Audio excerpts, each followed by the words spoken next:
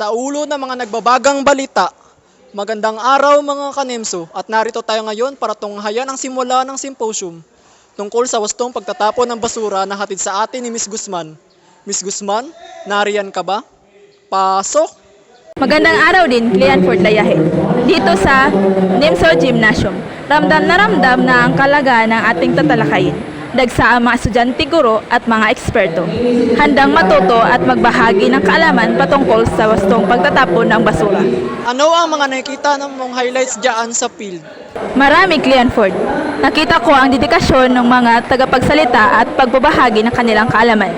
May mga interactive activities din na nagpapamalas ng kahalagahan ng bawat isa sa pagpapanatili ng kalinisan ng ating kapaligiran. Kakausapin ko sana ang ilan sa kanila para malaman ang kanilang mga inaasahan.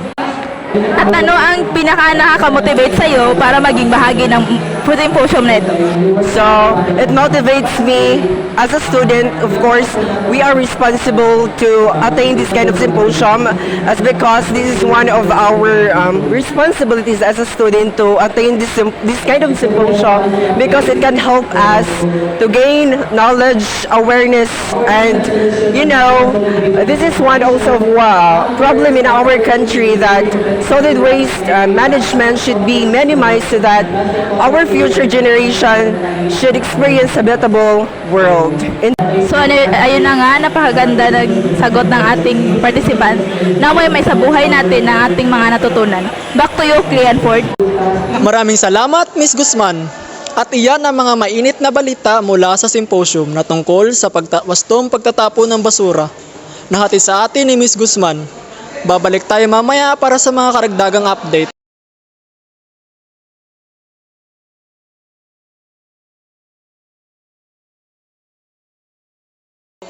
Magandang araw mga kanemso, ako si Divine Dumalagan at ito ang iyong araw-araw na ulat panahon dito sa Balitang NIMSO. Alamin natin kung ano ang lagay ng panahon para sa araw na ito. Simulan natin sa lagay ng panahon sa Luzon. Asahan natin na bahagyang maulap na kalangitan sa umaga, subalit maaring makaranas ng pag-ulan sa hapon at gabi. Sa Visayas naman, magiging maaraw sa umaga ngunit may posibilidad na pag-ulan sa hapon. Para naman sa Mindanao, asahan ang maulap na kalangitan at may kasamang mahinang pag-ulan. Lalo na sa bahagi ng Surigao del Sur, mag-ingat po tayong lahat sa posibleng pagbaha. At yan ang ating ulat panahon para sa araw na ito. Ako si Divine Dumalagan at laging tandaan, ang buhay ay de karera.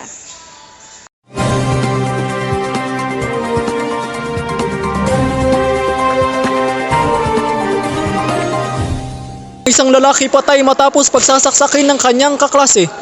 Nang dahil lamang sa selos, ang biktima ay nagtamo ng 6 na saksak sa iba't ibang bahagi ng katawan. Ang pangyayaring iyan ay sa pool ng CCTV. Babala, CCTV ang iyong mapapanood. Eksklusibo! Kita sa CCTV ang isang lalaki na naglalakad habang kachat ang kanyang kasintahan. At sa kabilang banda, hindi niya namalayan na sinusundan na pala siya ng suspect. Agad siyang pinagsasaksak ng maraming beses hanggang sa mapadapa ito. At dali-daling tumakas ang suspect. At agad namang sumuko ang suspect. Ang suspect ay tumangging magbigay ng panayam. Sa ginawa mo? Bakit mo nagawa yun? Pansamantalang nakakulong ngayon ang suspect sa Tagbina Police Station. Nahaharap sa kasong frustrated murder. Ito ang Kanimso, Jean R. Guzman para sa Balitang NIMSO.